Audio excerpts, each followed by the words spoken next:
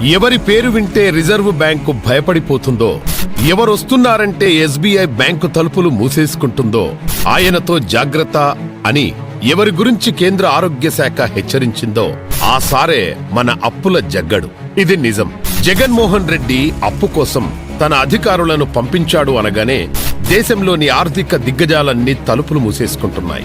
మరంతే కదా, ఇల్లు కట్టుకున్నామనో ఫ్యాక్టరీ పెడుతున్నామనో అప్పడిగితే ఎవరైనా అప్పిస్తారు. అంతేకాని తినేసి తాగేసి ఎంజాయ్ చేస్తాం అంటే ఎవరైనా అప్పిస్తారా?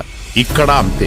జగన్ 5 ఏళ్ల పాలనలో సాగునీటి ప్రాజెక్టుల నిర్మాణం లేదు, పరిశ్రమల కోసం మౌలిక వసతులు కల్పించింది లేదు, పోర్టులు, విమానాశ్రయాలు, రైల్వేలను కలుపుతూ రహదారుల నిర్మాణం లేదు.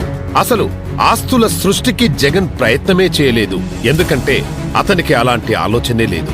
2022-23 ఆర్థిక సంవత్సరాన్ని చూస్తే ఆస్తుల సృష్టికి జగన్ ప్రభుత్వం ఖర్చు పెట్టింది కేవలం 13.26%. అంటే 86.74% రెవెన్యూ ఖర్చు చేసి చూపించారు.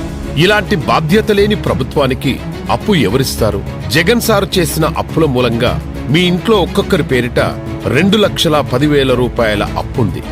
జగన్ ఈసారి మళ్లీ గెలిస్తే పరిస్థితేంటో మీరే ఊహించుకోండి.